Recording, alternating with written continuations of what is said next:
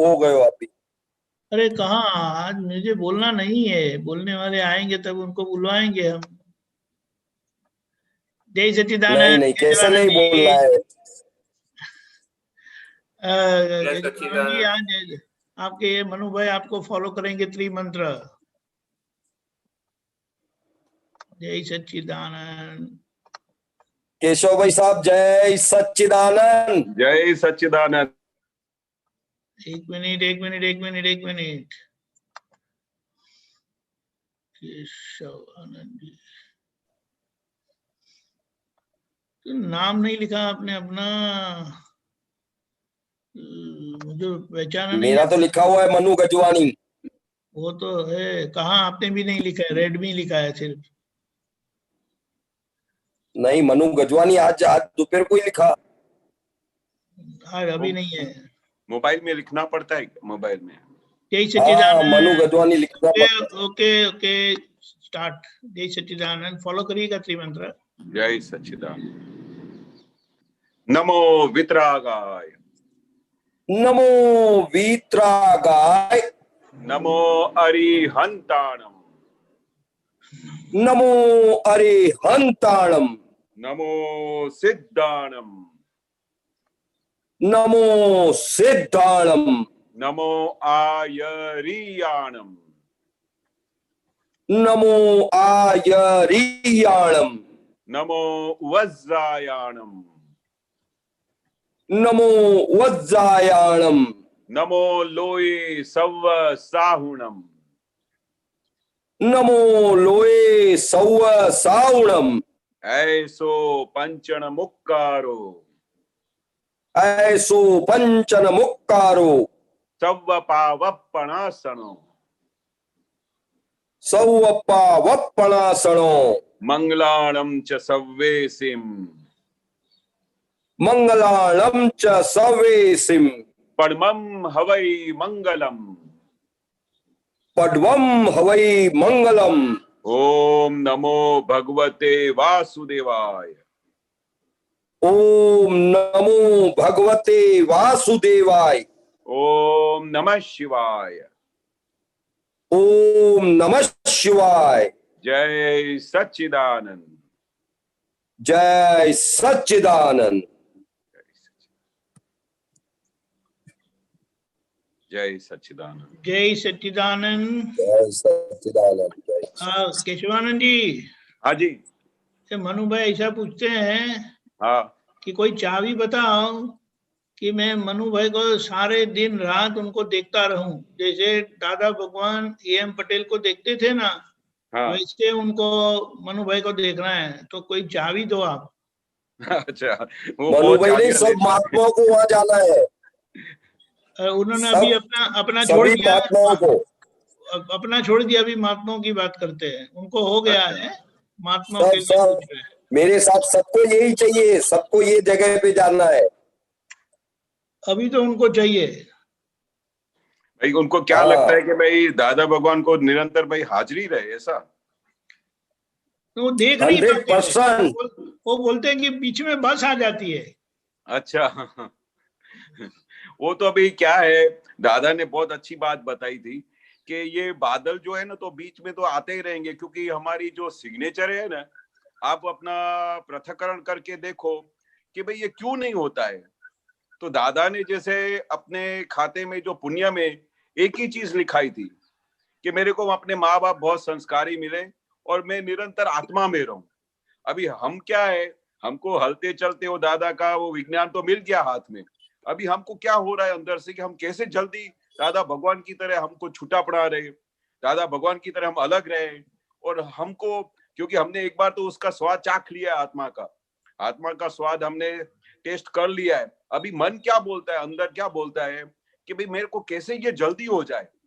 अभी ये जल्दी तो होगा नहीं, डिस्चार्ज कर्म में जितना भी होगा, जो माल भर के लेके आए हैं, जो सिग्नेचर करके लेके आए, वो तो माल अभी खाली हो रहा है। अभी माल खाली हो रहा है तो अभी उसको देखते रहो, अपनी समाधि में रहो और अपने को हर बार, हर घड़ी, हर पल ये बोलो कि हमारा तो कई जन्मों तक तो कोई ठिकाना ही नहीं होने वाला था, हमको कुछ भी मोक्ष मिलने वाला नहीं था, और हमारे पे इतनी अचानक क्या कृपा हो गई क्या हमारा थोड़ा कुछ ऐसा पुण्य किया होगा कि हमको ज्ञानी पुरुष का दर्शन मिल गया, तो हमको तो दुनिया की सबसे अबजों रुपए से बड़ी लॉटरी लग गई है आत्मा की। अभी आत्मा को हमने टच कर लिया है, आत्मा का हमको निरंतर लक्ष्य रहता है। कभी भी हम 24 घंटे में पूछे कि मनु भाई आप कौन हो, तो आप क्या बोलोगे? व्यवहार से मैं मनु भाई हूं, पर एक्चुअली हकीकत में रियल पॉइंट से मैं शुद्ध आत्मा हूं। अभी ऐसा ये लक्ष्य बैठना बहुत बड़ी बात है, बहुत बड़ी बात है। और वो 5वें आरे के अंदर, कलयुग के अंदर, इतना भारी लपसड़े काल के अंदर वो लक्ष्य एक पल के लिए भी जाता नहीं है। हम रात को जब सो जाते हैं तो रात को सो गए और सुबह को उठे और कोई आपको झंझोड़ के अचानक बोले तो तुम कौन हो, तो सबसे पहले क्या निकलेगा कि नहीं मैं शुद्ध आत्मा हूं। क्यों ऐसा रहता है? और सहज भाव से रहता है। उसके लिए आपको कोई हैंडल नहीं मारना पड़ता है, उसके लिए कोई आपको जप नहीं करना पड़ता है, उसके लिए आपको तप नहीं करना पड़ता है। सहज भाव हो जाता है कि मैं शुद्धात्मा हूं। पूरे दिन के अंदर कोई आपसे कोई अचानक गुस्से हो जाता है, कोई आपको कोई गाली दे के चला जाता है, तो भी तुरंत आपको क्या हाजिरी होता है ज्ञान, अरे ये किसको बोल के गया? ये फाइल नंबर 1 को बोल के गया, मैं तो शुद्धात्मा हूं। और ऑन द स्पॉट आपका सॉल्यूशन हो जाता है। और ऐसे जो संजोग आपके फेवरेबल नहीं है, उस संजोग में आपको समाधि हो जाती है। ये बहुत बड़ी चीज आपको हाथ में मिली है साहब, और बहुत बड़ी चीज मिल गई है। आप उसी गाड़ी में बैठे हो, प्रगति हो रही है। और बीच में तो ये बादल आने वाले हैं, बस तो आने वाली है, क्योंकि हमने अपना अपना चिट्ठा जो है वो क्रेडिट बैलेंस वाला नहीं लेके आए। क्यों दादा ने बोला कि सब कचरा माल आया मेरे पास, पासिंग मार्क्स वाले भी नहीं है, ऐसा बोला। और ऐसे में अपने को इतना बड़ा पास कर दिया, जहां पर फेल हो जाते हैं वहां पर हमको पास कर दिया और हमको मोक्ष की गाड़ी में बिठा दिया। तो अपने को तो ये बादल तो आते ही रहेंगे। दादा बोलते जितने बादल को आना है आने दो, पर मैं अपने लक्ष्य से अलग नहीं होने वाला हूँ। मैं अपने शुद्धात्मा पद में आ गया हूँ। अभी मैं अपने भगवान को पहचान लिया है। इतनी बड़ी दादा की खुमारी रहनी चाहिए हर पल। अभी जो नहीं होता है उसकी चिंता मत करो, जो आपके पास हाथ में आ गया है उसको देखो कि आपके हाथ में क्या मिला है। दुनिया की सबसे बड़े में बड़ी चीज आपको मिल गई है, जो मोक्ष का दादा बोले कि अब जो वक्त आप भगवान का दर्शन नहीं हो, ऐसा भगवान का दर्शन हो गया। और आपको क्या चाहिए? सब कुछ मिल गया है। और बाकी हमारे जो डिस्चार्ज कर्म में जो कुछ हम भर के लेके आए, वो तो ज्ञानी पुरुष को भी नहीं छोड़ा था, कृष्ण भगवान को भी नहीं छोड़ा था। कृष्ण भगवान को भी पैर में तीर लगा था और पानी पानी करके दे छोड़ा था। दादा भगवान को देखो, वो पिछले डिस्चार्ज में कोई पाछले हिसाब क्या लेके आए? उनको पैर का एक्सीडेंट हुआ, कार का एक्सीडेंट हुआ, कितने 3-3, 4-4 बार तो ऐसी कमड़ी हो जाती थी कि दादा को देख के हम डर जाते थे कि दादा को क्या हो गया ये। और ऐसा देखते तो हम दादा उसी संजोगों के अंदर, हर एक संजोग के अंदर छुट्टापना की जागृति में उनका मुक्त हास्य जाता नहीं था। तो वही सेम चीज दादा ने हमको दी है और महात्मा को अनुभव भी कर रहे हैं। हमारा आपको तो पता है, हमारे बड़ौदा में वो राजू भाई को पूरा केमिकल की फैक्ट्री में जल गया था, तो दादा और डॉक्टर सब उधर गए हॉस्पिटल में सब मिलने को, तो बोल रहे थे कि देखो भगवान को देखना है तो आप इधर आके देखो कैसे भगवान प्रकट हुए। वो सामने से बोलता था कि मेरे को वो बेहोशी का इंजेक्शन मत देना, मेरी जितनी भी चमड़ी निकालनी है निकालो, वो तो राजू भाई की निकल रही है। मैं उसको वो सब दर्द सहता था और उसकी चमड़ी निकाल रहे थे। तो मतलब वो आत्मा का इतना बड़ा अनुभव हो गया है, तभी तो आप रह सकते हो। आपको हर पल अभी तो खुमारी में रहना चाहिए, हर पल आपको हाँ प्रोग्रेस करो। जहां भी आपका ऐसा उपयोग चूक जाता है तो उस समय प्रतिक्रमण करो, दादा भगवान इस जगह पे मेरा उपयोग छूट गया। दादा भगवान आज मैं पूरा दिन इधर बैठा था तो मेरे को याद ही नहीं आया कि मैं कौन हूँ। तो उससे मैं दादा भगवान मुझे ऐसी जागृति दो कि मैं हर पल जिस समय भी हूँ उस समय मैं शुद्ध उपयोग में रह सकूं और सबके अंदर शुद्धात्मा देख सकूं। फिर तो दादा भगवान को खाली प्रार्थना ही करनी होती है। बाकी हम माल तो बहुत भारी भर के लेके आए हैं और अपना डेबिट बैलेंस लेके आए हैं। अभी हमको क्रेडिट बैलेंस में तो इतना पुरुषार्थ तो करना ही पड़ेगा।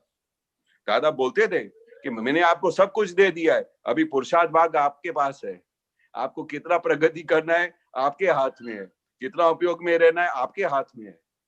मैंने तो आपको 5 आज्ञा ऐसे दे दी है कि आपको हर पल समाधि रहे। अभी दादा का 5 आज्ञा में रहो तो हर पल समाधि रही। ये वाक्य जैसा वैसा वाक्य आप रह के तो देखो, एक दिन संडे के दिन ऐसा आप उपयोग करो कि मैं सुबह से लेकर शाम तक ये 5 आज्ञा में ही रहूंगा, ऐसा निश्चय करके बैठो।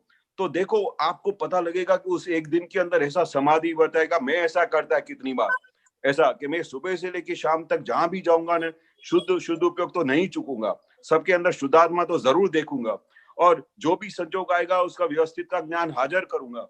मतलब दादा की जो पांचों पांच आज्ञा में आज एक पल के लिए भी नहीं वो छोड़ूंगा। तो दादा बोलते आपको समाधि रहेगी, तो उसका ट्रायल तो करके देखो। हम क्या करते हैं, थोड़ी देर ट्राई किया, 10 मिनट के लिए जबकारा हुआ, फिर काम में ऐसा भूल गए तो 2 घंटे तक तो याद भी नहीं आएगा कि मैं कौन हूं। फिर जब अचानक थोड़ा झटका लगेगा, फिर ऐसा याद आएगा, हाँ बेशुद्धात्मा हूं। तो दादा बोलते ये प्रैक्टिस कर भी पर से, ये प्रैक्टिस करना पड़ेगा आपको, क्योंकि हमारा कई जन्मों का अभ्यास कौन सा है, मैं केशव भाई हूँ, मैं इसका फादर हूँ, मैं इसका ये हूँ, मैं उसका वो हूँ, वो हमारा अनादि का अध्यास है। अभी वो 5 आज्ञा का अध्यास हमको फिर से शुरू करने का है। तो वो 5 आज्ञा में शुद्धात्मा का जो उपयोग है उसके लिए थोड़ा दादा बोलते अभ्यास करना पड़ेगा। इसलिए दादा खास कितनी बार आज्ञा देते थे कि सुबह को 1 घंटे का वॉक करके आना, सबके अंदर शुद्धात्मा देख के आना, धीरे धीरे प्रैक्टिस हो जाएगा, उसके बाद सहज आपको शुद्धात्मा दिखाई देगा। फिर आपको प्रैक्टिस करने की जरूरत नहीं है, फिर अभ्यास करने की जरूरत नहीं है, पर पहला ये अभ्यास करना। तो हमको क्या है, दादा के पैरामीटर्स में पास होने का है, दादा के पैरामीटर्स को यूज करने का है, दादा की आज्ञा को यूज करने का है। दादा के एक एक शब्द को, कोई भी एक सेंटेंस को पकड़ के भी आप ले लोगे ना तो आखा दिन समाधि रहेगा। ऐसा दादा ने गजब का ज्ञान दिया। मुझे तो ऑल द टाइम मेरे को अहो अहो रहता है कि दादा भगवान आपने हमको क्या दे दिया। ऐसा ब्रह्मांड के अंदर ऐसा एक संयोग नहीं है कि जिस समय हमको वो आता है और उसी समय हमको सॉल्यूशन ना मिले। हर पल सॉल्यूशन मिलता है। कोई क्या कह के गया तो भी सॉल्यूशन, आज ऐसा हो गया तो सॉल्यूशन, आज ये गड़बड़ हो गई तो सॉल्यूशन। ऐसा कोई एक संजोग नहीं है जहां पर दादा ने हमने को विज्ञान का सॉल्यूशन नहीं दिया हो। ऐसा विज्ञान हमारे पास मिल गया है। तो मुझे तो ऐसा लगता है कि हमको अबजों रुपए की लॉटरी लग गई है। जैसे दादा नहीं बोलते कि अबजों का जो हीरा आपके हाथ में आ गया हो पर आपको उसकी वैल्यू ना हो तो आप उसको क्या करोगे। मस्त एग्जाम्पल देते थे। ये तो फिर वो लखोटी की तरह खेल के छोड़ दिया जाएगा, कोई बिस्किट देगा तो वो अबजों रुपए का हीरा लेके चला जाएगा उसका। ऐसे बबलू है हमारे, ऐसा दादा बोलते हैं। ऐसे हमारे बच्चे हैं, उनको अबजों रुपए का हीरा मिल गया है पर उसका वैल्यू नहीं समझाता है कि मुझे क्या मिला है। जिस दिन ये वैल्यू समझ में आ गया कि मुझे क्या मिला है, उस दिन आपको ये सवाल ही नहीं उठेगा कि ऐसा क्यों नहीं होता है, ये क्यों नहीं रहता है। ऐसा वैल्यू करो। नहीं तो दादा ऐसा क्यों बोलते थे कि हर पल हर घड़ी ऐसा हमको अहो अहो होना चाहिए कि हमको ज्ञानी पुरुष मिले हैं, हमको आत्मा का ज्ञान मिला है। नहीं तो ये दादा सेंटेंस ही नहीं बोलते थे, क्योंकि हमको अहोभाव होता ही नहीं है। हमको अभी भी दुनिया की कितनी सारी चीजों में हमारा चित्त चला जाता है। ऐसा करूं तो क्या होगा, ऐसा आइडिया करूं तो क्या होगा, ये करूं तो क्या होगा, शायद मैं ये बिजनेस करने जाऊं तो इसमें ज्यादा प्रॉफिट होगा। ऐसा दिमाग चलता ही रहता है आखा दिन। पर आत्मा के लिए हम कभी तपास करते हैं कि आत्मा कैसा होगा।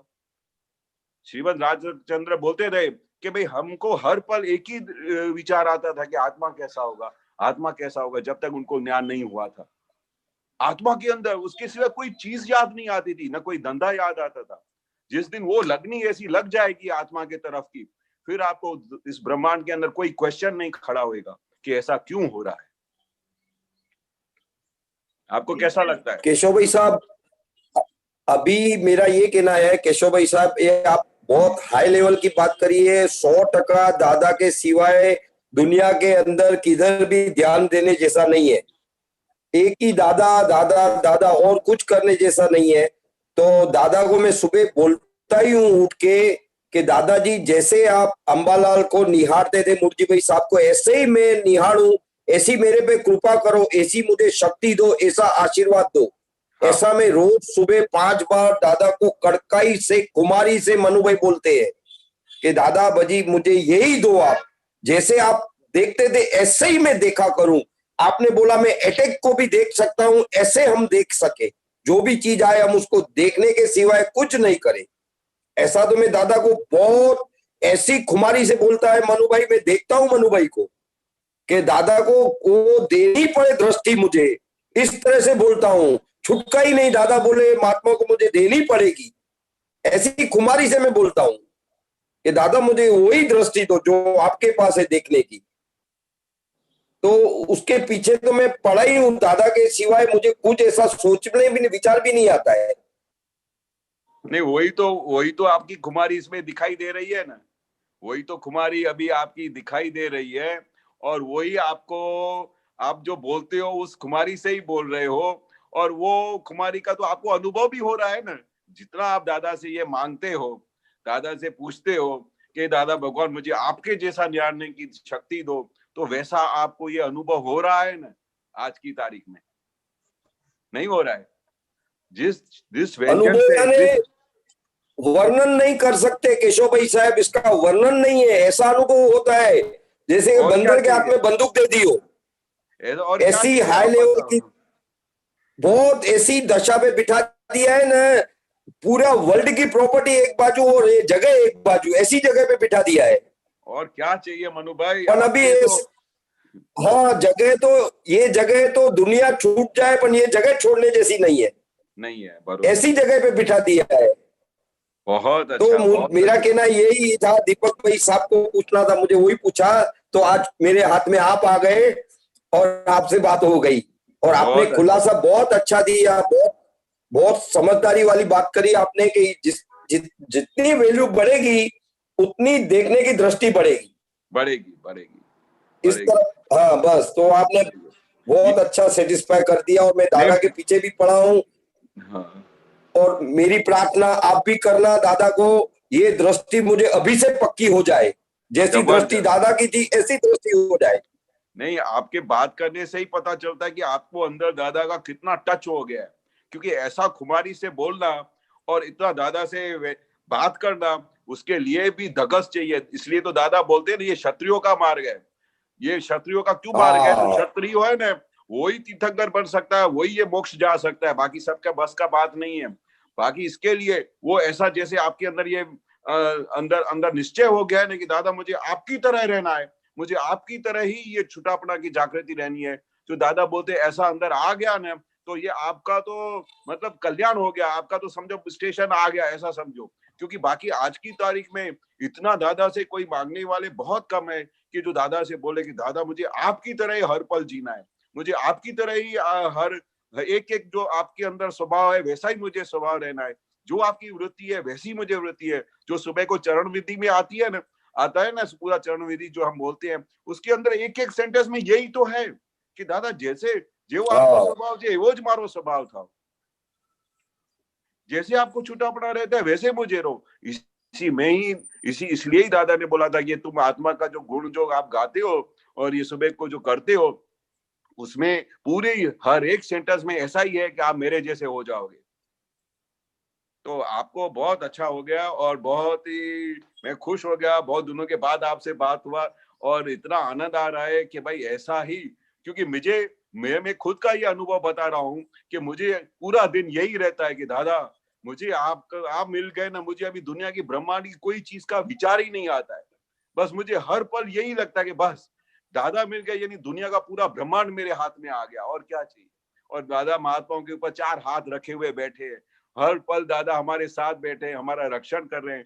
और जैसे हमारा बच्चा हो, छोटा सा बच्चा हो, और उसके साथ माँ बाप खड़े हो, बरोबर, वो कितना भी छोटा हो, बरोबर, उनके साथ उनका चारों तरफ से वो खाली बैठे हो और गार्डन में घूम फिर के आ जाता हो ना, तो भी उसको ऐसा अंदर खुमार ही रहता है कि मेरे मम्मी पापा इधर बाजू में बैठे। ये मैंने ऑब्जर्व किया, कभी कमाटी मार्केट में जाता था ना, तो बच्चे ऐसा घूमते घूमते घूमते आगे चले जाते थे। मैं बोलता हूँ उसके मम्मी पापी तो इधर खड़े, वो घूमते घूमते फिर वापस वहां पर आ जाते थे। क्यों? उनको डर नहीं लगता था कि मैं इतना आगे निकल गया, उसको पता है कि मेरे मम्मी पापा इधर बैठे हैं। ऐसे ही मुझे हर पल लगता है कि अरे दादा भगवान मेरे साथ बैठे, दुनिया की जितनी तकलीफें आनी हो आ जाओ। जैसे दादा बोलते हैं जितना दुख आने का है तो आ जाओ, मैं बैठा हूं हर एक दुख को सामना करने के लिए। जिस दिन ऐसा हो गया, उस दिन आपकी खुमारी देखो आत्मा की, आत्मा तो फुल ऑफ लाइट है, खाली उसको। और वो उस हाँ दादा ने बोलते हैं कि जैसे आपके अंदर में होगा ना, वैसे वो स्वरूप बन जाओगे। तो बहुत अच्छा है आपने जो वो पकड़ लिया है ना कि जो, और दादा बोलते हाँ हैं जो भी हमारे में कचास हो, जो भी हो, दादा को कितने महात्मा आके बोलते थे दादा मेरे को आज्ञा नहीं, आज्ञा का पालन में मैं भूल जाता हूँ दादा, आज्ञा नहीं रहती। तो दादा क्या बोलते थे? दादा पास इतनी शक्ति मांगो, एक ही चाबी देते थे दादा, हर एक बात का एक ही चाबी। हे दादा भगवान, दादा हमारे कषाय बहुत है, जैसे दादा पास इतनी शक्ति मांगो। દાદા મારી વાણી આવી બોલાઈ જાય છે કે मेरे पास दादा वो मेरे को शक्ति दो। दादा एक ही चाबी देते थे, मुझे याद नहीं है कि मैंने कोई नई चाबी सुनी हो। हर एक बात के लिए दादा बोलते दादा, क्योंकि ज्ञानी पुरुष तो हमको इधर देने के लिए बैठे हैं। आपको जो वीकनेस है, जो कचास है, जो आपके अंदर की जरूरत है, वो ज्ञानी पुरुष पूरा करते हैं। इसलिए तो बोलते हैं कि जो मांगना है मांगो, पर बोलते भी थे कि मांगता आवड़े नहीं, ने मांगने को ही नहीं आता है। अभी आपने जो चीज मांगा है ना, वो सही मांगा है कि अभी ये बर्थ में हमने जो मांग रहे हैं, बाकी लास्ट बर्थ में हम क्या क्या मांग के आए वो तो हमारे को पेपर खुला हुआ है हमारा कि हमने क्या मांगा था लास्ट बर्थ में। अभी ये जो बर्थ में हम मांग रहे केशव हैं भाई, जो उसका रिजल्ट देखना। नहीं, दादा को मैं बोलता हूँ जिंदे मोक्ष चाहिए। अभी हाँ। मैं हूं, अभी मुझे मोक्ष चाहिए, हाँ, अभी से और वैसे मोक्ष होनी चाहिए, संपूर्ण जागरूक। जागृति। और दादा बोलते हैं मैंने ऐसा आपको मोक्ष दे दिया है, वो वाला मोक्ष तो जब आएगा तब आएगा, पर जब से मैंने आपको ये ज्ञान दे दिया, पूरा विज्ञान आपको हाथ में दे दिया, ये विज्ञान का प्रूफ है कि आपको इसी जन्म में मोक्ष का अनुभव हो जाना चाहिए, तो भी आपको खरे दादा मिले हैं। और दादा बोलते थे कि आप सब महात्माओं को पूछो, सबको मोक्ष का अनुभव होता है कि नहीं होता है? बोलते हाँ दादा, हमको तो निरंतर मोक्ष का अनुभव होता है। ये ज्ञान का दादा बोलते रिजल्ट है, ज्ञानी पुरुष का प्रूफ है कि हमको मोक्ष का दान मिला है कि नहीं मिला है। बाकी दादा बोलते हैं ये मोक्ष तो, पहला मोक्ष तो इधर मिल ही जाना चाहिए जब से आप मेरे को मिले, और दूसरा मोक्ष तो जब मिलने का होगा तब मिलेगा, पर अभी मोक्ष मिल जाना चाहिए, ये ज्ञानी पुरुष का सबसे बड़ा प्रूफ है। सही है, बिल्कुल सही है। जय बरोबर। जय सच्चिदानंद, जय जय सच्चिदानंद, सच्चिदानंद। जय सच्चिदानंद। जय सच्चिदानंद। विनीता जी, जय सच्चिदानंद। जय सच्चिदानंद। जय सच्चिदानंद। स्वामी जी, मेरा प्रश्न था कि जैसे दिन भर तो जैसे अपने को देखना जानना रहता है, लेकिन रात को जब हम सोते हैं तब उस समय क्या रहना चाहिए, क्या कैसी दशा रहती है आत्मा की, और कैसी विनीता फाइल नंबर 1 का क्या रहता है, वो थोड़ा सा बताइए। हाँ, अभी दादा जो बोलते थे 5 आज्ञा, बरोबर, तो आपने जो प्रश्न पूछा ना, आज्ञा नंबर 5 है शुद्धात्मा का चोपड़ा, मतलब शुद्धात्मा का लक्ष्य। अभी क्या है कि हमारी अभी पूर्ण दशा नहीं हुई है ज्ञानी पुरुष की, अभी हम केवल दशा में तो पहुंचे नहीं है। अभी हमारे को दादा का जो शुद्धात्मा का लक्ष्य बिठा दिया है, बरोबर। अभी वो लक्ष्य हमारा जाता नहीं है, हर पल हमारा दिन के टाइम में जब भी देखो, अच्छे संजोग हो के डिफिकल्ट संजोग हो, वो हर किसी न किसी समय पे वो शुद्धात्मा का लक्ष्य हाजिर हो जाता है। परफेक्ट, ऐसा होता है ना? जी जी होता है। हाँ, बच्चों की केस में, हस्बैंड की केस में, कभी गुस्से भी हो गए तो 2 मिनट के बाद फिर ज्ञान हाजिर हो जाता है। पूरा दिन वो ज्ञान में चलता ही रहता है, चलता ही रहता है। अभी हमको तो इतना तो सेफ साइड हमारा बहुत अच्छा हो गया, और हमको लगता भी है, हमको पता भी चलता है कि इस टाइम पे मेरा लक्ष्य टूट गया था, इस टाइम पे जब मैं गुस्से हो रही थी उस समय मुझे शुद्धात्मा नहीं दिखाई दिया। फिर शाम को हमको वो सब संजोग याद आते हैं। वो संजोग याद आने के बाद फिर हम प्रतिक्रमण भी कर लेते हैं, पूरा पिक्चर को रिवाइंड करके भी देख लेते हैं, तो हमारा दिन का टाइम बहुत अच्छा सेफ साइड हो जाता है। पर रात के टाइम जब हम सो जाते हैं तो हमारा को शुद्धात्मा का लक्ष्य चला नहीं जाता है, ये बॉडी सो जाती है।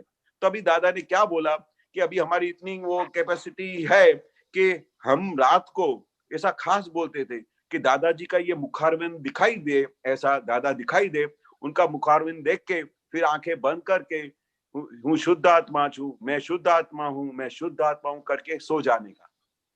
वो तो दादा ने क्या बोला कि जिस समय आपने मेरे को मुखारविंद देख के मैं शुद्ध आत्मा हूँ करके सो गए, बरोबर, मैं दादा भगवान जैसा शुद्ध आत्मा हूँ, तो दादा भगवान जैसा आप शुद्ध आत्मा करके सो गए, तो पूरी रात आपको वो अमृत टपकता रहता है। क्या बोले? अमृत टपकता रहता है ज्ञानी पुरुष का। तो आप उस समय भी ये आज्ञा की वजह से आपको शुद्धात्मा का लक्ष्य मिल गया है, आप अपने स्वस्वरूप पे आ गए हो, इसलिए आपको आखिरी रात भी वो आपको शुद्धात्मा का लक्ष्य रहता है। इसलिए दादा ने बोला ऐसा मुखारविंद देख के ये बोलते रहना, तो जब भी रात को सो जाओ तो पूरी रात आपको शुद्धात्मा का जो लक्ष्य है, अमृत है, वो टपकता रहता है, भले आपका ये बॉडी सो जाता है। ये दादा ने 5 नंबर की आज्ञा दी है, क्योंकि ये हम तो दिन को तो सब जागृत रहते हैं, तो रात को दादा ने तो ऐसा कोई भी चीज पेंडिंग नहीं रखा है कि किसी भी महात्मा को प्रश्न हो जाए कि ये कैसा होगा, रात को हम सो जाएंगे तो हमारा क्या होगा। आप तो जागृत हो, ज्ञानी पुरुष तो एक पल भी नहीं सोता है। पर दादा ने बताया कि जो ज्ञानी हो गया, जिसको ज्ञान मिल गया, वो दिन को सोते हुए भी जागता है, रात को सोते हुए भी जागता है। ये ज्ञानी पुरुष की निशानी है कि आपको ज्ञान मिल गया, ये सबसे बड़ी निशानी है। क्योंकि संसार में तो सब खुली आंख से सो रहे हैं। जी बराबर। आप जब तक आपको शुद्धात्मा का लक्ष्य नहीं मिला है तो आप खुली आंख से सो रहे हैं पूरा दिन, और हम सोते हुए भी जाग रहे हैं क्योंकि हमको शुद्धात्मा का लक्ष्य मिल गया, हम पहचान गए कि मैं कौन हूँ। तो दादा ने कितना बड़ा हमको छुट्टा कर दिया कि हम रात को सोते हुए भी हमको ऐसा नहीं लगता है कि अरे मैं रात को सो गया तो मेरा शुद्धात्मा का लक्ष्य चला गया। क्योंकि हमको वो इम्प्लांट हो गया है। इम्प्लांट यानी हमारे बॉडी के मन वचन काय के अंदर अच्छी तरह से छुट्टा हो गया है। बाकी अगर छुट्टा होना बहुत मुश्किल है। ये 5वें आरे में मोक्ष का दान मिलना बहुत दुर्लभ है, बहुत दुर्लभ है। लाख वक्त बोलो दुर्लभ है, इतना दुर्लभ है। ऐसे काल के अंदर, ऐसे 5वें आरे के अंदर हमको दादा भगवान का ये लक्ष्य मिल गया, छुटापड़ा की जागृति मिल गई। हम आखा दिन अपने आप को देख सकते हैं, अपने फाइल नंबर 1 को देख सकते हैं, फाइल नंबर 2, 3, 4, 5 को भी देख सकते हैं, उनके अंदर शुद्धात्मा भी देख सकते हैं। और क्या हमको चाहिए बोलो? बराबर। सही है जी जी। एक और प्रश्न था स्वामी जी। हाँ जी। जैसे स्थूल भूलें दिख जाती है, ये सूक्ष्म भूलें और सूक्ष्मतर भूलें, सूक्ष्मतम भूलें, इनको कैसे देखना होता है स्वामी जी? तो क्या होता है कि दादाजी बोलते हैं कि ये टाइम जैसे बताया ना कि काल बहुत विचित्र है। अभी काल इतना विचित्र है कि हमको स्थूल भूलें नहीं दिखाई देती है। सूक्ष्मतर और सूक्ष्मतम की तो बात ही छोड़ दो, दादा क्या बोलते हैं, स्थूल भूल नहीं दिखाई देती है, बराबर। फिर सूक्ष्म भूलें नहीं दिखाई देती है। ऐसे टाइम के अंदर इसीलिए तो दादा आज्ञा देते थे। सबसे पहले दादा क्या बोलते हैं कि ज्ञानी पुरुष के अंदर स्थूल और सूक्ष्म भूलें तो होती ही नहीं है, पहले उन्होंने क्लियर कर दिया, क्योंकि वो 356 डिग्री पे पहुंच चुके हैं। पर सूक्ष्मतर और सूक्ष्मतम भूलों ऐसी हमारी होती है जो आपको पता ही नहीं चलेगा, सिर्फ हमको पता चलेगा, ज्ञानी पुरुष को।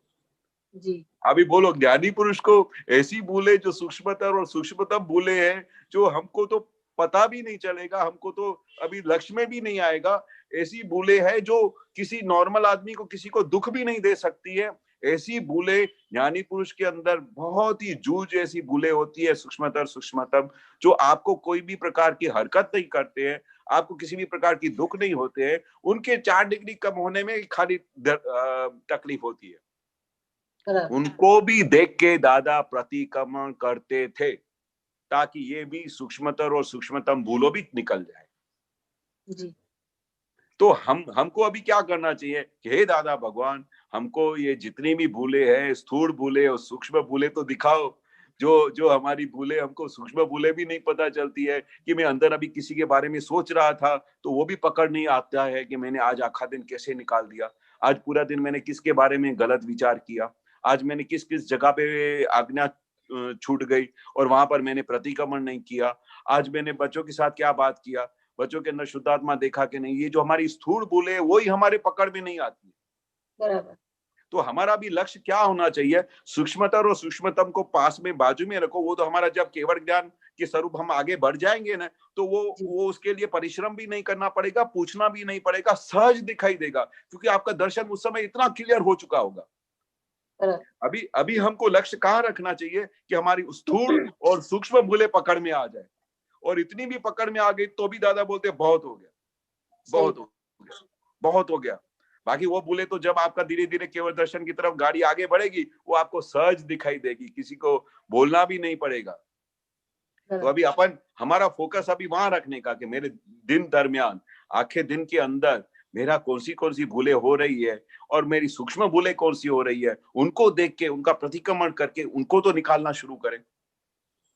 और वो इतनी भूले भी निकल जाएगी ना, आपको अनंत सुख का अनुभव हो जाएगा। बहुत आपको दिन में 2-4 भी मिस्टेक मिल जाएगी ना, और उसका आपने उसको ठपका दिया कि ये आपने गलत किया, ये आपको ऐसा नहीं करना चाहिए, तो इतना पकड़ में आ गया ना, तो उसी दिन से अंदर आनंद बढ़ जाता है। अरे मैं छुट्टा पड़ा की जागृति में अभी बहुत आ गई हूँ, अभी मुझे ये दिखाई देता है कि मेरी यहाँ पर भूल हुई, पहले तो पता भी नहीं चलता था कि मेरी ये भूलें हो रही है। तो इस तरह से जिस तरह से फोकस रखोगे ना, और आप निश्चय करोगे कि मुझे एक एक भूल में से मुक्त होने का है, जितना हो सके अपने आप से बातचीत का व्यवहार रखो, और आखा दिन कुछ भी गलत हो रहा हो, कुछ भी सही हो रहा हो, अब उसका बातचीत का व्यवहार रखोगे ना, तो उतना छुट्टापना बढ़ता जाएगा, उतना सुख बढ़ता जाएगा, उतना आनंद बढ़ता जाएगा। ये दादा का साइंस है, और दादा का बहुत बड़ा रहस्य है कि पूरा दिन अपना नाम, आपका नाम क्या बता, मैं भूल गया। विनीता। विनीता। विनीता, हाँ। तो विनीता को बोलने का कि विनीता ये आप क्या कर रहे हो, आप भूल जाते हो, शुद्धात्मा देखना भूल जाते हो, विनीता ऐसा मत करो, ऐसा करोगे तो अपना गाड़ी आगे कब बढ़ेगा, विनीता विनीता करके बात करने का। मुझे होता है वो बात करना ही बंद कर डालो। वो दादा का आज्ञा था कि अभी अभी हमको ज्ञान मिल गया ना, तो जब भी आपको संबोध करना हो तो विनीता करके ही बात करने का। विनीता को भूख नहीं लगी थी आज, ऐसा बात करना शुरू करोगे ना, तो जितनी बार आप विनीता का नाम लोगे उतनी बार आपको छूटा पड़ने का अनुभव होगा। बिल्कुल सही। इसलिए दादा बोलते थे अपने साथ बातचीत का व्यवहार करो, विनीता को बोलो कि विनीता ये ऐसा करने जैसा है, विनीता तुम ऐसा करोगी तो उसमें आपकी ज्ञान की प्रगति होगी, आपकी प्रोग्रेस होगी, आपको अंदर आत्मा का अच्छा अनुभव होएगा, आत्मा का बहुत सुख अनुभव होएगा। तो ये स्टेप आपके रॉन्ग गिर रहे हैं। विनीता तुम अभी आज बहुत लेट उठी, लेट उठने से क्या होता है, ज्ञानी पुरुष ना बोलते हैं कि सुबह को 5 बजे उठ के भक्ति करने का, आज क्यों लेट उठी, आज तुमने पक्का बहुत ज्यादा खाना खा लिया होगा। और दादा तो बोलते हैं कि उड़ोदरी आहार करने का। तो ऐसा जब बात करोगे तो आपको ऑटोमेटिक अपने भूले भी दिखाई देगी, सूक्ष्म दोष भी दिखाई देंगे, स्थूल दोष भी दिखाई देंगे। वो बातचीत का बहुत बड़ा रहस्य है। तभी तो दादा को वो सब बताते थे कि बातचीत करोगे तो आपके सब दोष दिखाई देंगे।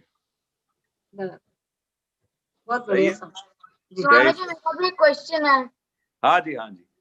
स्वामी जी जैसे कोई अपमान देता है तो ऐसी जागृति रहती है कि रीपेमेंट आया है, पर जब मान मिलता है तो ऐसी जागृति नहीं रहती कि मतलब जागृति नहीं रहती उस टाइम। तो ऐसे हो जाता है कि मेरे को मान दे रहे हैं, मेरे को ऐसे बोल रहे हैं, तो उस समय जागृति कैसे रखें?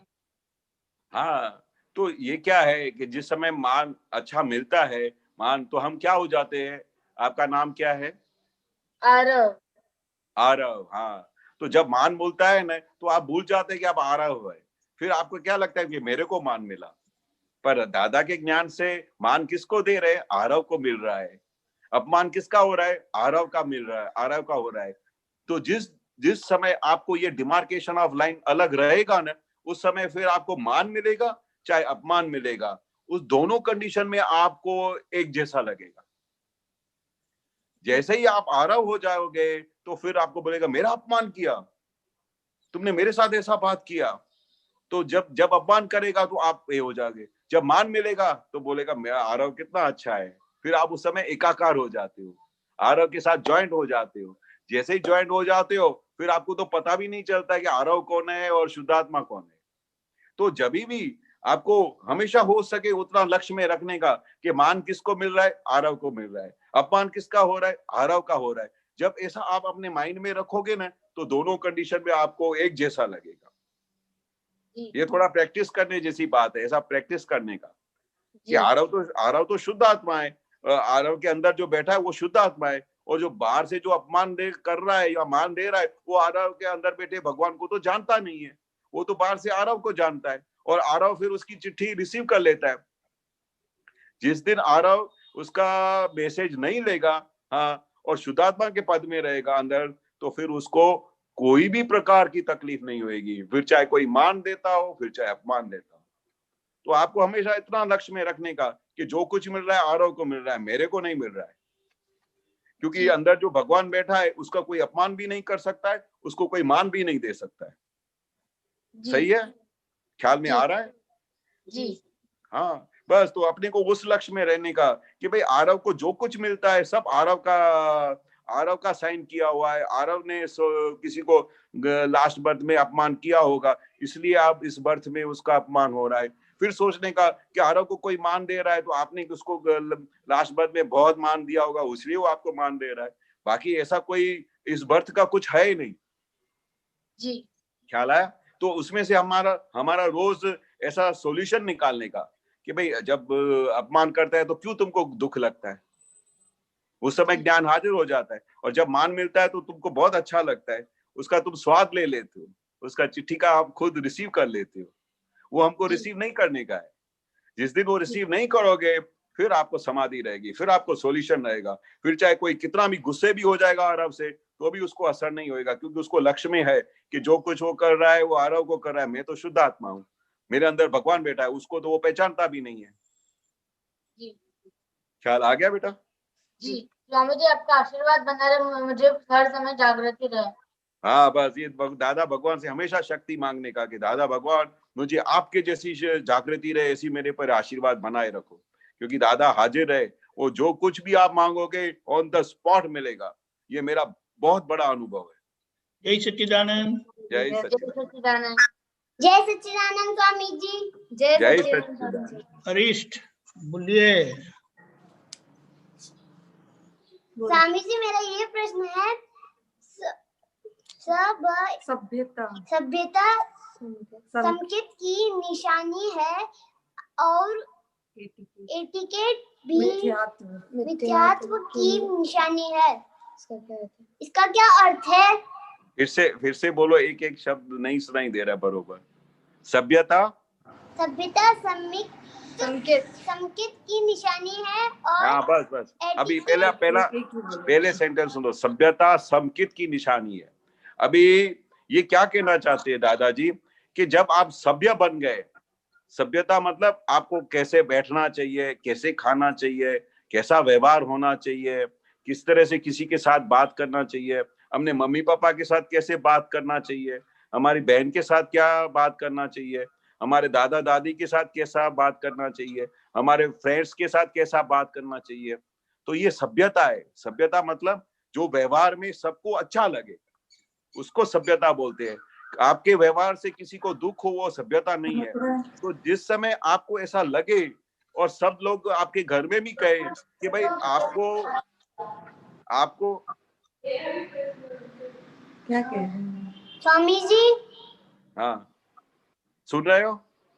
हाँ, तो आपको ख्याल आ गया मैं क्या बोल रहा हूँ कि जो आप व्यवहार करते हो, अच्छा व्यवहार करते हो सबके साथ, और जो आपको ऐसा नहीं बोलता है कि आपने ये गलत किया, आपने ऐसा गलत बात नहीं किया, आपने ये गलत बात किया, आपने ये ऐसा किया, तो वो जिस समय आपका वर्तन बहुत अच्छा हो जाता है सबके साथ, हर किसी इंसान के साथ इस धरती पे, तो वो सभ्यता की निशानी है। तो उसका मतलब आपको मोक्ष का कोई संकेत मिल गया है, ये निशानी है। आपकी सभ्यता, आपका वर्तन एकदम भव्य हो जाएगा। अभी दूसरा सेंटेंस बोलो। और ये समझ में आया आपको? ये आपको समझ में आया? और एटिकेट भी तो मिथ्यात्व की निशानी है। एटिकेट? हाँ, बरोबर। एटिकेट यानी क्या कि भाई अपना, जैसे कोई ऑफिसर हो बहुत बड़ा, तो कोई बिजनेसमैन हो, कोई बड़ा जॉब करता हो, तो ऐसा टाई वाई पहन कर ऐसा एटिकेट करेगा कि मेरे जैसा कोई नहीं है। देखने में भी अगर हैंडसम होएगा तो मेरे जैसा कोई नहीं है। और एटिकेट मतलब क्या कि भाई खाना तो ऐसे ही खाना चाहिए, और जब टेबल पे बैठने का तो ऐसे बैठना चाहिए, और हाथ से बिल्कुल नहीं खाना चाहिए, चम्मच से खाना चाहिए। मतलब हर एक बात में उसको दिमाग में ऐसा एटिकेट होता है कि ऐसा ही करना चाहिए, ऐसा ही खाना चाहिए, ऐसा ही बैठना चाहिए, ऐसा ही बात करना चाहिए, नैपकिन हो तो इसी जगह पे ही रखना चाहिए। एटिकेट मतलब उसको स्टाइल ही अपना होता है एटिकेट का। तो वो एटिकेट में जो आदमी रहता है, तो उसको अभी तो ज्ञान मिला ही नहीं है। एटिकेट किसका करने का? आत्मा का करने का, आत्मा को देखने का, कि आत्मा को देखने का। ये क्या करता है कि मेरा टाई बरोबर है कि नहीं, मेरा ड्रेस बरोबर है कि नहीं, आईने के सामने खड़ा होकर 10 बार देखेगा। फिर बाल मेरे बरोबर बने हैं कि नहीं, तो उसको ऑल द टाइम दिमाग में मैं कैसा लगता हूँ, मैं ये कैसा करता हूँ, ये मेरा स्टाइल ऐसा है, ये तो गलत है, मैं ऐसा नहीं करता हूँ। वो पूरा दिन उसका चित्त उसमें डालता है। तो वो मिथ्यात्वी जीव है, उसको अभी तो ज्ञान का एक वन वर्ड भी नहीं समझा है। तो जो आदमी एटिकेट रहते हैं ना, तो दादा उनको बोलते थे कि भाई ये एटिकेट सब छोड़ दो, क्योंकि जितना एटिकेट होएगा उतना आत्मा को प्राप्त करने में बहुत तकलीफ होगी। क्योंकि एटिकेट निकालना बहुत बहुत इजी नहीं है। ये तो बहुत बड़ा बीमारी है, अहंकार की बहुत बड़ी बीमारी है एटिकेट। कि मेरे जैसा कोई नहीं है। अभी जब वो मैं करता रहेगा तो आत्मा का उसको कब ज्ञान मिलेगा? तो मतलब वो अज्ञान दशा में ही उसका पूरा जीवन निकल जाता है। पर हम महात्माओं को जिस दिन से दादा का ज्ञान मिलता है उसी दिन से एटिकेट सब गुल हो जाता है। एटिकेट कुछ रहता ही नहीं है। हमारे शरीर, हमारे अंदर सब सभ्यता आ जाती है, संस्कार हमारे बढ़ जाते हैं, हमारा बातचीत का व्यवहार बदल जाता है, हमारे घर में स्वर्ग हो जाता है। ये निशानी है समकित की कि हर एक जगह आपसे खुश रहेगा। हर एक बंदा, घर में जो भी होंगे, तुम्हारे मम्मी पापा होंगे, जितने भी घर आसपास आपके घर में होंगे, आपकी सभ्यता की वजह से, आपके व्यवहार की वजह से सब लोग खुश रहेंगे। जी सर। स्वामी जी, मेरा एक और प्रश्न है। हाँ, विषाद समासत का मूल है और फिर से बोलो, क्या बोल रहे हैं? विषाद समस्त का मूल है। विषाद समस्त का मूल है। किसका मूल है? समस्त। प्रदीप आनंद जी શું કહે છે? કઈ સમજાતું નથી। क्या विषाद समझ की समस्त समझ का मूल है। इसने समस्त लिखा है स्वामी जी। ये नहीं पता नहीं चलता है, आपको ठीक से लिखो, नहीं तो वो जो जहां से लिखते हो ना उसको रखो साथ में रेफरेंस करके। हाँ, यही सच्चिदानंद बाद में लेते हैं। किस तरह से लिखा है ये समझ में नहीं आ रहा है। नहीं, बाद में बेटे, बाद में, क्योंकि बहुत लोग कतार में हैं, मुझे वो फिनिश करना पड़ेगा। फिर टाइम मिलेगा तो मैं वापस आपके पास आऊंगा। हाँ, जय सच्चिदानंद। रेशम बहन, जय सच्चिदानंद। जय जय सच्चिदानंद। दीपिकानंद जी। किताब बंद मत करो, किताब खुला ही रखो।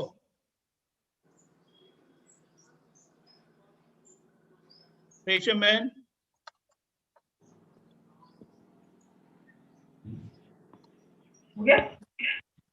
बोले जय सच्चिदानंद। हाँ, जय सच्चिदानंद। जय सच्चिदानंद बोलिए।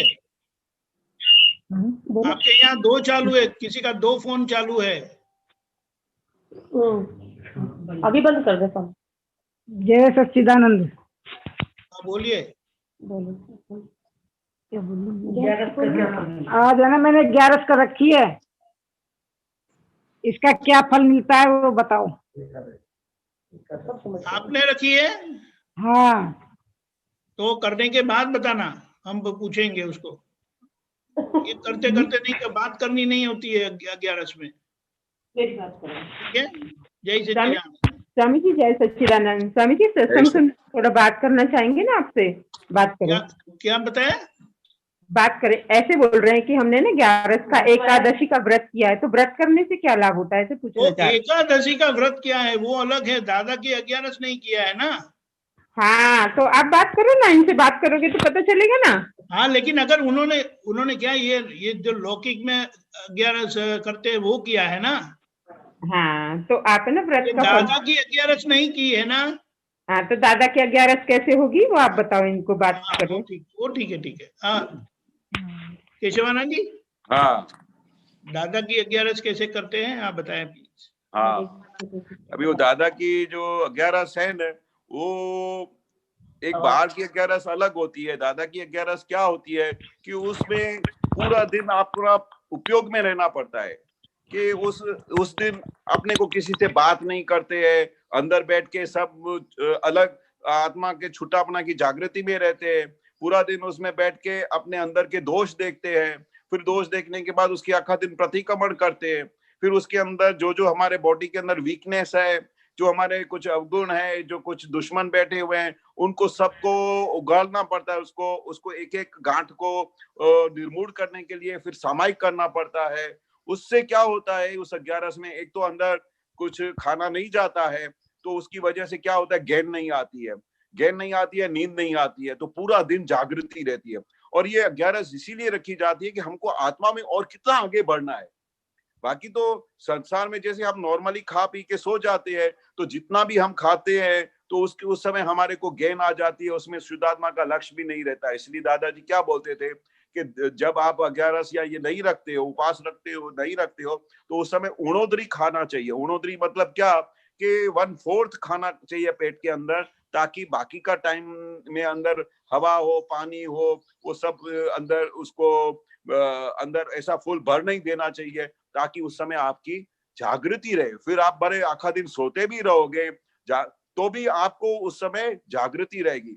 पर ओवरडोज खाना खा लिया, फिर आपकी जागृति बंद हो जाती है, फिर वो आत्मा का, शुद्धात्मा का लक्ष्य भी नहीं रहता है।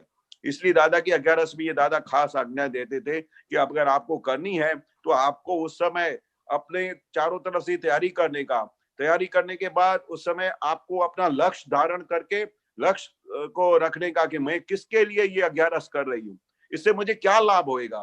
तो वो खाली एक होता है किसी को दिखाने के लिए कि मैंने 11 की, अरे मैंने 11 की, पर उसका लाभ क्या हुआ?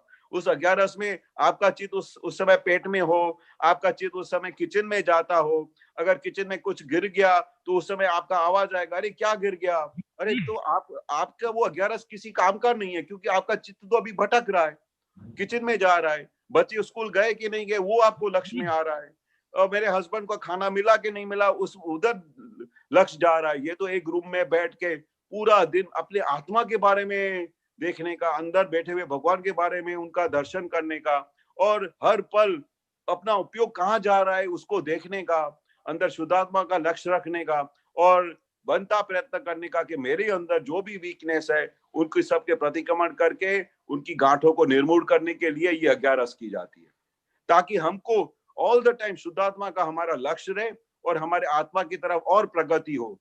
जो हमारा आत्मा का अभी सुख नहीं आता है वो ऐसे करने से, उपयोग पूर्वक करने से और अपने लक्ष्य के साथ करने से उसका बहुत फायदा होता है। बाकी दूसरा, मैं उसने भी रखा तो मैं भी रखता हूँ, उसने रखा तो मैं भी रखता हूँ, उससे कुछ लाभ नहीं होगा। हाँ, सांसारिक लाभ मिलेगा। ऐसा नहीं है कि आपने वो 11 रखा और उसमें एकादशी रखा तो उसमें आपको लाभ नहीं मिलेगा, पर उसमें संसार का सुख मिलेगा। अभी संसार का सुख में अभी क्या करने का है? संसार का सुख तो आएगा जाएगा, पर आत्मा का सुख के लिए अभी कुछ करना चाहिए, क्योंकि आत्मा का सुख ही ऐसा है जो एक बार आने के बाद फिर कभी नहीं जाता। तो वो लक्ष्य रख के आप करते हो तो उसमें आपकी प्रगति होएगी, उसका फल भी मिलेगा। बाकी ये जो बिना किसी हेतु के खाली मैंने एकादशी रखा या मैंने 11 रखा तो उसका कोई लक्ष्य नहीं होगा, तो उसका कुछ लाभ संसारिक मिलेगा, पर आत्मा का और मोक्ष का कुछ भी लाभ नहीं मिलेगा। समझ गए? ठीक है रेशम जी? हाँ ठीक है। जय सच्चिदानंद। जय सच्चिदानंद। जय सच्चिदानंद। कश्यप जी, गीता बेन आपके पास आते हैं बाद में। जय सच्चिदानंद। जय सच्चिदानंद केशवनाथ जी के। जय सच्चिदानंद दीपक। जय सच्चिदानंद। बोलिए बोलिए। हाँ जी, मुझे पूछना है, ये आया था शंका के ऊपर, ये आए थे सूत्र आए थे 2, 3, 2, 6। નિશંક આત્માથી નિર્ભયતા થાય છે, નિશંકતા પછી असंगता। और भी इसी के इसी पे है। ज्ञानी पुरुष ने एक शनिवार पर नहीं, ये एक और दूसरा है, शंका त्या संसार उभो थाय, शंका एक पण ना थाय एનું નામ આત્મા, શંકા સાથે જાય તેને માર પડ્યા વગર રહે નહીં, જ્યાં સુધી આત્મા સંબંધી शंका जाए नहीं ત્યાં સુધી संसाરની कोई शंका जाए नहीं। तो ये मुझे थोड़ा समझाइए, शंका क्या होता है, इसमें क्या कहना चाहते हैं इन सब सूत्रों में? सही बात है। ओके, हो गया।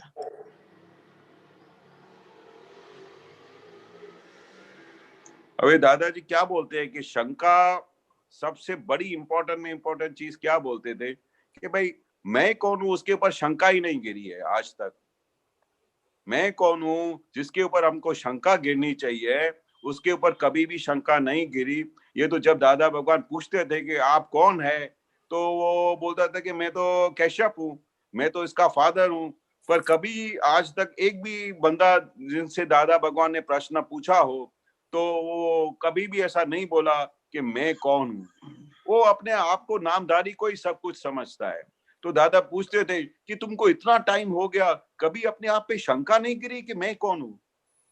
केशव और मैं दोनों एक कैसे हो सकते हैं? जी आप समझे? तो दादा क्या बोलते थे कि दादा ने जब ये प्रश्न पूछा तब सबसे पहले हमको शंका हुई कि आई एंड माई आर सेपरेट, मैं और केशव दोनों एक चीज नहीं है। तो उसके पहले जब ये सबसे पहली शंका होती है तब उसके बाद वो ज्ञान की शुरुआत होती है, संकित की शुरुआत होती है, आत्मा की जानने की शुरुआत होती है, ज्ञानी पुरुष को समझने की शुरुआत होती है। और जब तक ये शंका है तो उस शंका में तो ये जगत में पूरा शंका से ही जी रहा है। शंका कुशंका की सिवा इस जगत में कुछ है ही नहीं। एक बार किसी ने यहाँ से देखा कि भाई यहाँ से कोई जा रहा था और उसने मेरे पॉकेट में से 10 रुपया निकाला, वो भाई को देख लिया कि उसने ऐसा किया, तो उसका ऊपर पूरा जिंदगी जब भी वो रूम में आएगी तो उसको ऐसा लगेगा कि वो मेरे पॉकेट में से पैसा लेने को जा रही है। पर अभी उसका नेक्स्ट डे पे ऐसा विचार नहीं भी हो सकता है।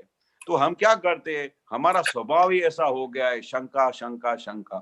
जब तक शंका में से बाहर नहीं निकलेंगे, संकित का अभी एबीसी भी हमने नहीं समझा है, ज्ञान का एबीसी भी नहीं समझा है। इसलिए दादा ने हमको जब से सबसे बड़ी शंका हमारे पे ला दी कि एक्चुअली तुम कौन हो, इसके ऊपर शंका गिर गई, तब से हमारा आत्मा का शुरुआत हो गया। तो सबसे इंपॉर्टेंट चीज है कि हर पल हर घड़ी आपको ये जागृति में रहना चाहिए कि आप कौन है, आप शुद्धात्मा है, वो लक्ष्य रहना चाहिए। व्यवहार में किधर भी शंका करने जैसा भी नहीं है, क्योंकि कितने साइंटिफिक सर्कमस्टेंशियल एविडेंस इकट्ठे होते हैं तब कोई आदमी कुछ गलत काम करता है।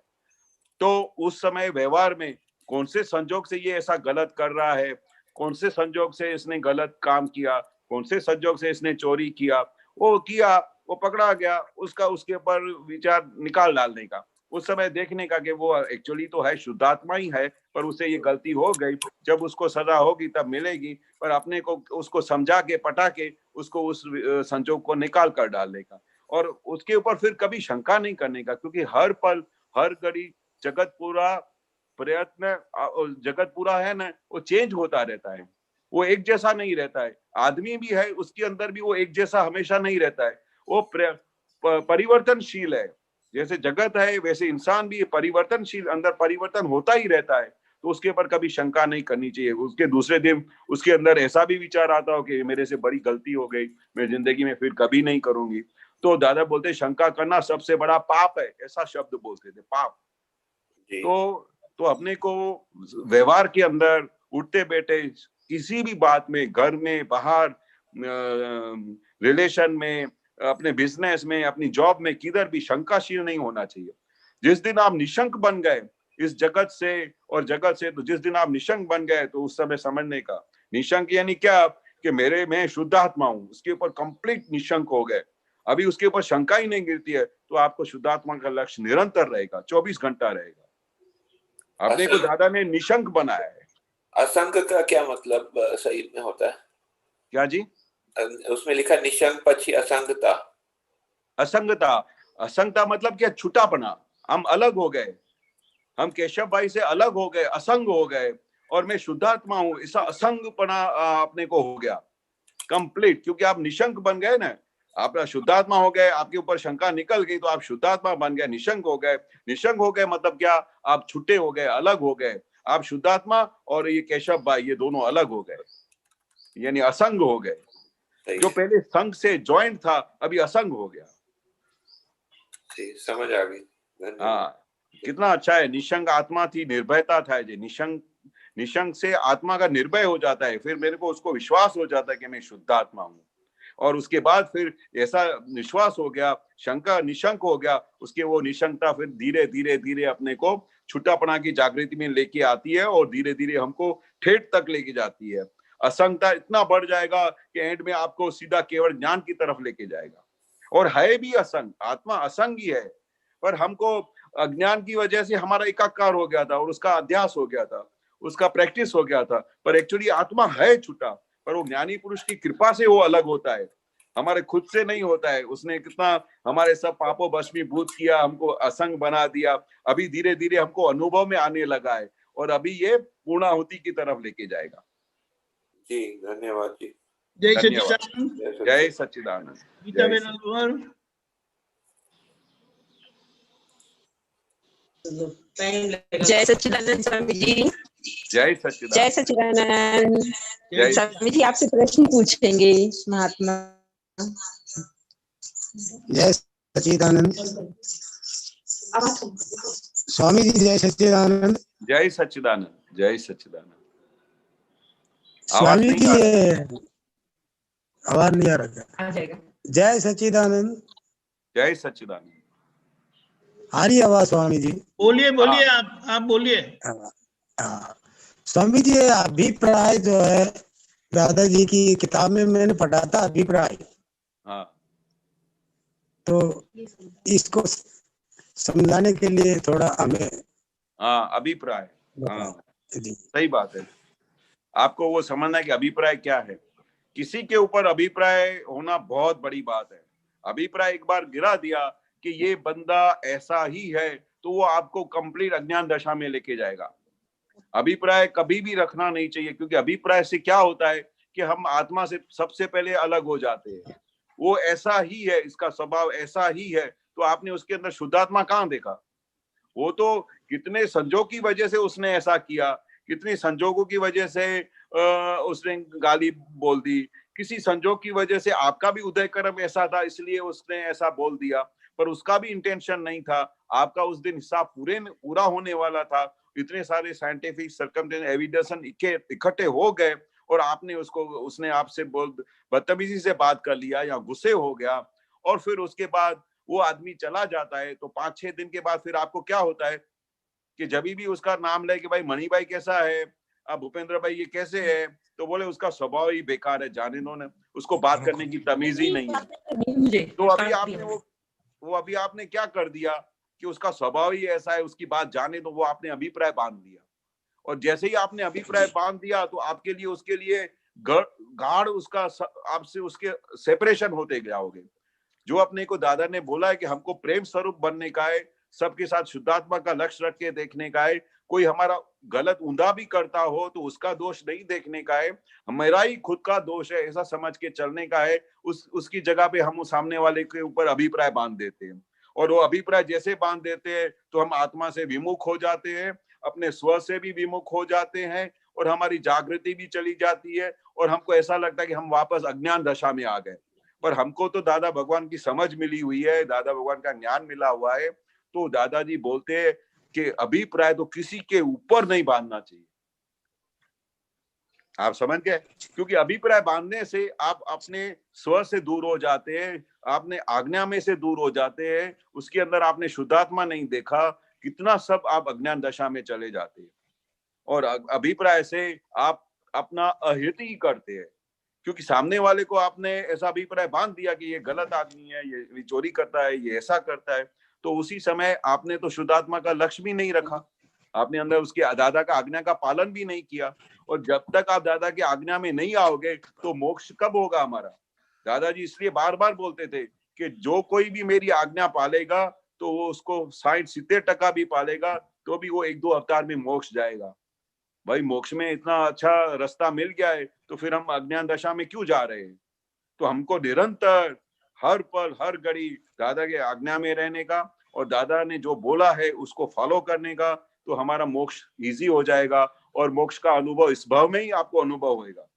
आप किसी के ऊपर अभिप्राय नहीं रखोगे तो उसके बाद क्या हो जाएगा कि ये ऑल द टाइम आप शुद्ध उपयोग में आ जाओगे। समझ में आ गया?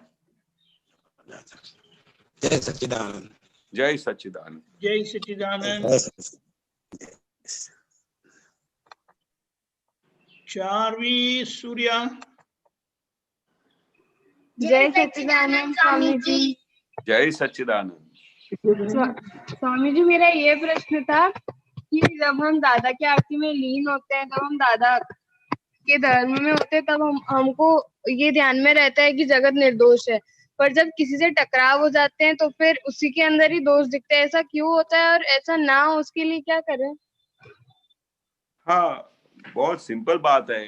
जब भी आपका किसी के साथ टकराव हो जाता है तो आपको ये बात तो लक्ष्य में आनी चाहिए कि भाई मैंने भी उसको कभी न कभी ऐसा किया होगा लास्ट बार में, इसलिए आज मेरे साथ ऐसा करता है। तो हम उस समय हमको दादा की आज्ञा पालन करनी चाहिए।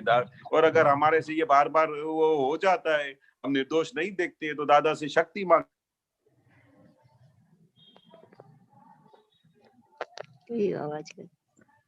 शुद्धात्मा के लक्ष्य में रहने का है, उसके अंदर शुद्धात्मा देखने का है, आपकी आज्ञा का पालन करने का है। तो वो क्या है, हमारी लास्ट बर्थ में या कितनी प्रैक्टिस ऊंधी हुई है। अभी हमको बहुत टाइम के बाद अभी हमको नई समझ मिली है दादा की। पहले हमारे पास वो समझ नहीं थी, सही है ना। तो अभी हमको समझ मिली है, तो उस समझ का अपने को उपयोग करने का, जो अपने को समझो एक अच्छी चीज मिली हो तो उसका अपन उपयोग नहीं करेंगे तो फिर वो चीज किसी काम की नहीं रहेगी। तो दादा का ज्ञान जो हमको मिला है उसको हर पल, हर कड़ी, हर संजोग में यूज करो, यूटिलाइज करो। तो उस समय यूटिलाइज करोगे, आज किसी ने आपसे गलत बात किया तो उसको पूछने का कि भाई ये तो अंदर शुद्ध आत्मा है, मैं भी शुद्ध आत्मा हूँ, इसने ऐसा गलत किया तो मुझे इससे का टकराव करूंगा तो मैं शुद्धात्मा के लक्ष्य से बाहर चला जाऊंगा, तो मुझे कितनी मैं दादा की आज्ञा से बाहर निकल जाऊंगी। तो उस समय दादाजी को हाजिर करने का, हर संजोग में दादाजी को हाजिर करने का, फिर सोचने का अगर दादा भगवान ऐसा होते, उनके सामने ऐसा संजोग आता तो वो क्या करते, वो कैसे करते। तो दादाजी बोले कि मैं तो ऐसा ही करता, मैं उसको निर्दोष देखता, मैं ऐसा सोचता कि ये मेरा ही दोष है, ये मेरी ही वजह से ये सब हुआ है, मैं उसको माफ कर देता। तो इस तरह से अपने आप को वो प्रैक्टिस में लाने का, प्रैक्टिस मेक्स मैन परफेक्ट ऐसा बोलते हैं ना इंग्लिश में। तो जो चीज आप प्रैक्टिस करोगे ना तो वो एकदम एक्सपर्टाइज हो जाओगे। ऐसे हमको ज्ञान में एक्सपर्टाइज बनने का है, ज्ञान में अगर प्रगति करने का है। जैसे हमको 12th स्टैंडर्ड पास करना हो, कॉलेज को पास करना हो तो हम कितना पढ़ते हैं, कितना अभ्यास करते हैं कि नहीं करते। हाँ, तो इसी तरह से ये दादा के एग्जामिनेशन में पास होने के लिए हमको दादा की एग्जाम में भी पास होने का, तो उसके लिए भी हमको प्रैक्टिस करनी चाहिए, उसके लिए पुरुषार्थ करना चाहिए, उसके लिए मेहनत थोड़ी करनी चाहिए। तो दादा ने सब कुछ दे दिया है, बरोबर। आपको अच्छा 32 प्रकार का भोजन मिले थाली पे, और अगर आप उसका खाओगे नहीं तो आपको स्वाद आएगा नहीं। आपके लिए जो आपकी अच्छी चीज हो, जलेबी रखी हो, स्वीट्स रखी हो, सब चीजें आपके सामने टेबल पे रखी हो, पर आप उसको खाओगे नहीं तो उसका स्वाद नहीं आएगा ना।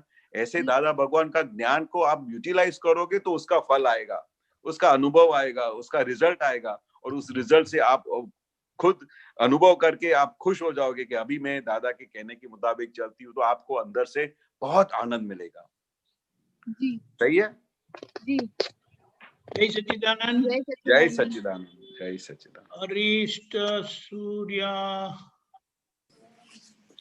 कहाँ गया? जय सच्चिदानंद स्वामी जी। जय सच्चिदानंद। बोलिए। जितना आश्वासन लेते हैं उतना ही तब कमजोर होता है, इसका क्या मतलब हुआ? हाँ, आश्वासन वो क्या एक प्रकार का, भाई किसी का भी, भाई जैसे अपने को आसक्ति हो या किसी का भी आश्वासन लेने का, कि आपको आके सपोज आपको कुछ तकलीफ हो गई हो, फिर मैं आपको आपके आश्वासन दूं तो उसमें से क्या होगा, आपका वो आप एकाकार हो जाओगे। आश्वासन मतलब क्या होता है? आश्वासन, अभी कोई आपको तकलीफ हो गई तो हम आके आश्वासन देते हैं ना कि आप चिंता मत करो, सब ठीक हो जाएगा। वो आश्वासन मतलब वो हमारे को क्या है कि हमारे अंदर ये ऐसी भीख पड़ी हुई है कि कोई आके मेरे से पूछे, जैसे कोई आप कभी बीमार हो जाओ, बरोबर, तो आपको कोई हॉस्पिटल में मिलने नहीं आए तो ऑल द टाइम आपका चित्त होएगा यार कोई पूछने भी नहीं आता है, कोई कहने भी नहीं आता है। तो वो क्या एक प्रकार की भीख है, वो भीख में से हमको मुक्त होने का है। आश्वासन किसका लेने का? आत्मा, हम आत्मा में आ गए तो ज्ञानी पुरुष के सिवाय इस दुनिया में किसी का आश्वासन लेने जैसा नहीं है। अच्छा, आपने क्या बोला? आश्वासन, आगे सेंटेंस क्या बोली? जितना आश्वासन लेते हैं उतना ही तब कमजोर होता है। अरे अपने केशवानंद जी सांत्वना बोलते हैं, सांत्वना। हाँ, सांत्वना बोलते हैं ना, सांत्वना हाँ, लेते हैं। हाँ, सांत्वना। तो उतना उसका तब कम हो जाता है, क्योंकि जब कुछ तकलीफ आ गई तो उस तकलीफ आने के बाद आपके पास बहुत बड़ा चांस मिला है कि आज उस तप में रहने के लिए, पर किसी का सामने से संतावना ले लिया, उसकी वो आपने ले ली, तो आपका को जो तप करने का था वो छूट गया आपका। जिस समय आपको तकलीफ आई उस समय आपको तो देखने का कि इसको तकलीफ किसके पास आई, मैं तो शुद्ध आत्मा हूं, मैं इससे तो अलग हूं। तो ऐसे प्रकार से आपका तप करने का जब टाइम आता है और वो संतावना आप सुनने में पड़ जाते हो और उसकी भीख रहती है, तो आपका तप का मौका चला जाता है। केशवानंद जी, ये जो दादाजी ने कमीशन बताया था वो यही है? हाँ हाँ, ये पूरा कमीशन हम खा जाते हैं। अच्छा, कमीशन। हाँ, कमीशन। पर कमीशन खा लिया तो अपना मेन जो चीज है हाथ में से वो चला गया। कमीशन तो खाने का नहीं, अपने को मेन चीज का वो लक्ष्य रहना चाहिए। मेन मेरा प्रॉफिट कहाँ पर होता है, तो उसी समय जब तब करने का आता है ना, तो मेन आपका प्रॉफिट वहां से चला जाता है।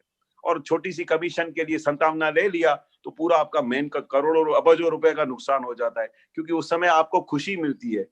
संतावना मिल गया तो आपका वो पूरा तब सब खलास हो जाता है। तो उस समय तो बहुत जागृत रहना चाहिए। कोई भी संजोग आवे ना, उसकी भीख रखने की नहीं, उसी समय तो बोलने का कि अरे वाह, आज मेरी लॉटरी लगी है, आज मेरा तप करने का टाइम आया है, तो उसी समय भी आज कमीशन खाऊंगी। ऐसा जागृति आ जानी चाहिए, क्योंकि वही तो दादा बोलते हैं कि वही तो सक्सेस का टाइम है। जिस समय ऐसे सहज संजोग होएगा तो उस समय हमारी परीक्षा होती नहीं है। बरोबर। पर जब कुछ गलत हो जाता है, उस समय आपका परीक्षा का टाइम आया है, तप में रहने का टाइम आया है, वो आप अपनी अच्छा सा मौका आप फेंक देते हो, कमीशन खा लेते हो। नहीं तो उस समय अगर आपने कमीशन नहीं खाई और आपने उस जुदापड़ा की जागृति में रह के आपने उसको बता दिया कि अभी आज कमीशन नहीं खाने की है, आज तप आया है, उसको पूरा तपने दो। और वो तप में जब आप तपोगे उस समय पूरा ज्ञान खिल उठेगा, किसी को पता ना चले, ऐसा ना? हाँ। किसी को पता चल गया तो वो कमीशन ले लिया आपने। हाँ, फिर वो तप नहीं कहलाएगा। जी, बहुत बढ़िया। जय सच्चिदानंद। जय सच्चिदानंद। स्वामी जी, मेरा भी एक प्रश्न है। क्या? स्वामी जी, पापानुबंधी पुण्य का क्या मतलब है? हाँ, आप समझ जाओगे पापा का बंदी। पहले बताओ पाप क्या होता है? जैसे किसी का दिल दुखाया, जैसे किसी का दिल दुखाया हो। हाँ, ये पापा का बंदी पुण्य बहुत बड़ी चीज है बेटा। ये समझने के लिए थोड़ा बड़ा बनना पड़ेगा आपको।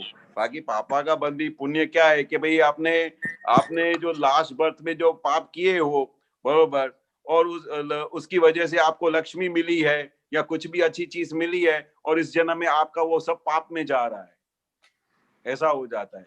तो जब आप बड़े होगे ना तो ये बात बिल्कुल समझ में आ जाएगी। अभी तो आप अभी आप इतना सीखो कि भाई हमारे मन वचन का ऐसे किसी को दुख ना हो, वो सबसे बड़ा पाप है। तो अब सबको सुख देने का, सबको खुशी देने का, वो समझ में आया? जी ख्याल में आया? जी। हाँ, सबको खुशी दोगे और सबको सुख दोगे, वो पाप नहीं है। सबको खुशी दोगे, वो सबने आपको सुख दिया तो आपको सुख मिलेगा। तो हमको क्या करना चाहिए? हमको सबको सुख देना चाहिए कि दुख देना चाहिए?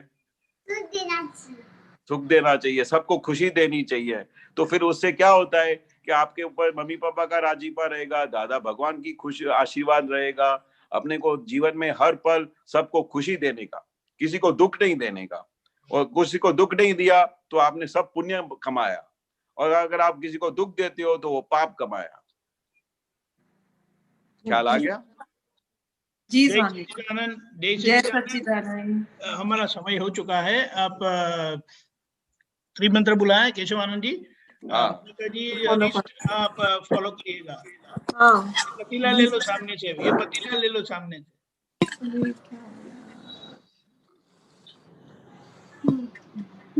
ओके।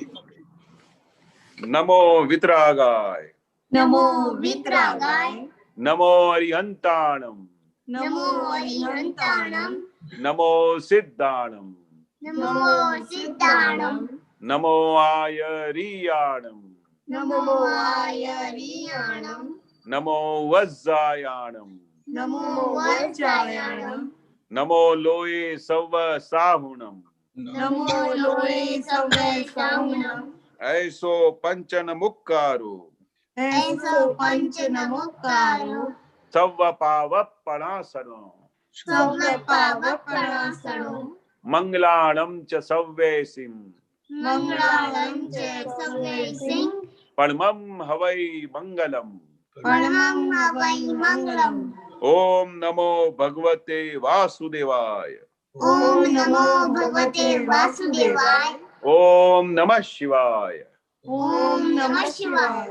जय सच्चिदानंद। जय सच्चिदानंद। बहुत दिनों से जय। आए स्वामी जी आप। हाँ, बहुत दिनों के बाद। वो सुबह में और शाम को आते हैं, आप नहीं आते सुबह शाम, इसीलिए। अच्छा। सभी महात्माओं को हाँ, जय तो हिंदी का ही सुनते सच्चिदानंद। हैं। सच्चिदानंद। जय हाँ, सच्चिदानंद। सुबह को भी आता है जय सच्चिदानंद, कभी रात को कभी सुबह को। लेकिन अभी अभी उनको लाते रहेंगे। हाँ, हाँ। जय सच्चिदानंद। हाँ, जय जय सच्चिदानंद। सच्चिदानंद। जय जय सच्चिदानंद। सच्चिदानंद।